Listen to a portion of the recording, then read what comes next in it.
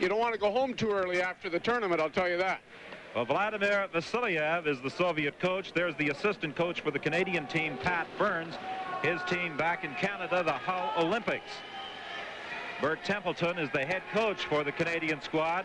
Templeton was here in Czechoslovakia 10 years ago. His team lost. Here's the chance for Canada.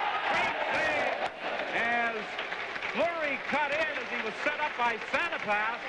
And the Soviet goaltender, Ivanikov, made the save. The best scoring opportunity of the game so far. A shot and the save by Jimmy Waite. Waite getting an opportunity to play because of a shoulder problem to Sean Simpson that was incurred in that game against Czechoslovakia, and Waite has played strongly for the Canadian team since then. Fleury bumps the Soviet player, Kostichkin, in the center ice area. Now the lead pass is then intercepted.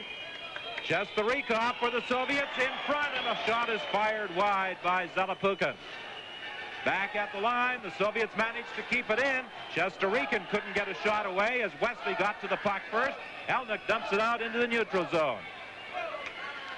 Now Zalapukin comes back for the Soviets. In the slot, a shot, the save, the rebound. And it's cleared off by Pat Elnick, a draft choice of the Winnipeg Jets. A long lead pass. He was looking for Lada. It was intercepted by Smirnov. His shot goes wide. Wesley bumped along the boards. He played very strongly in the victory, the 6-2 triumph over the United States. And now in the corner is involved in a bit of a skirmish. As a matter of fact, Wesley, who is the younger brother of Blake Wesley, drafted by Philadelphia in 1979, was chosen player of the game against the USA. He's done an outstanding job. A key man on our blue line here. I'll tell you what, the Russians, what we have to talk about, as much as we study their films, Don, they study ours. They've gone to some big, strong wingers that play very aggressively and try to work the corners. They've taken a lot from the Canadian game as much as we've taken from theirs. Our pictures from Piestany being provided courtesy of Czechoslovakian television.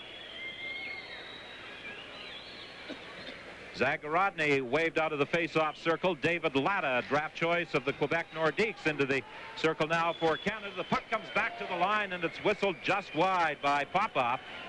It ricochets off the boards all the way down the ice. Onaenkov tried to play it around the boards. Latta was there to keep it in. McIlwain behind the net, trying to get it out front. It comes to the point. Jason with a shot. It just goes wide. Jason can really fire that puck from the blue line, and that one was right on target, low.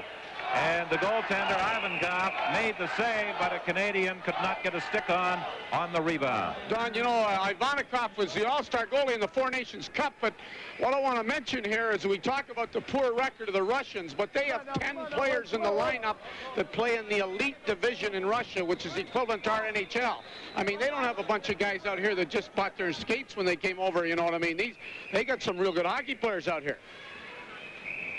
Konstantinov played in the World Junior Championships last year in Hamilton. As a matter of fact, there are 5 players on this Soviet team who performed in Canada last year in Hamilton.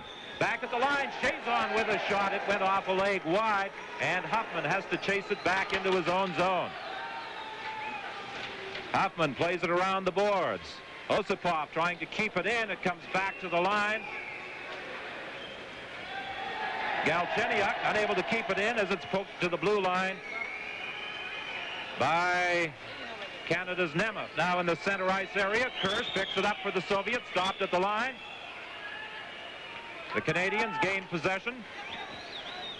4:21 has been played in this opening period. It is still scoreless, and a whistle on the play, an icing call against Canada. Now, one of the things you were mentioning is this defenseman, you know, Konstantinov, is that the way you say it, Don? You know, I'm not a linguist, you know what I mean, or a speech therapist. You're so good at this, I can't get over it. But you're a good shopper, Sherry. This guy, yeah, this guy is some kind of player and a big boy, 6'3". He's a definite. He was rated second, as a matter of fact. Big rebound.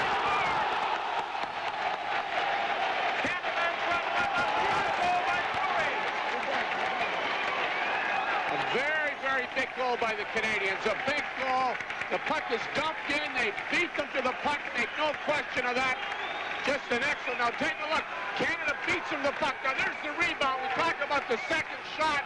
He puts the deflection right onto the slot. Fleury's there.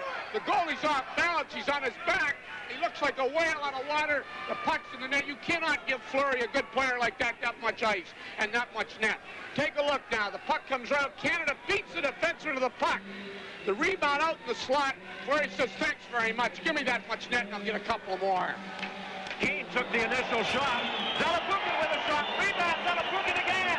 Wait, made the save. They score. Shestarikov on the third shot. He could not afford to give the Soviets a second whack at the puck, let alone a third, and Shestarikov put it in on the third. There's no question about that. We talk about this, and most of the goals scored on any hockey game are scored on the second shot. The job is you either have to clear the man or clear the puck. You give him three. Jimmy Waite makes a couple of big saves in there for us. It's very unfortunate because we had some momentum and the emotion, and now we're back to an even game.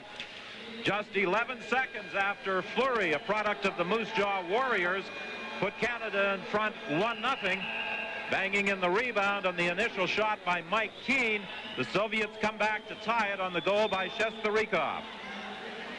There's Jimmy Waite. I'll tell you, one of the greatest saves, one of the big-time saves that we've already seen. There's Jimmy Waite, and what a job he did on that penalty shot. That was in the game against Sweden.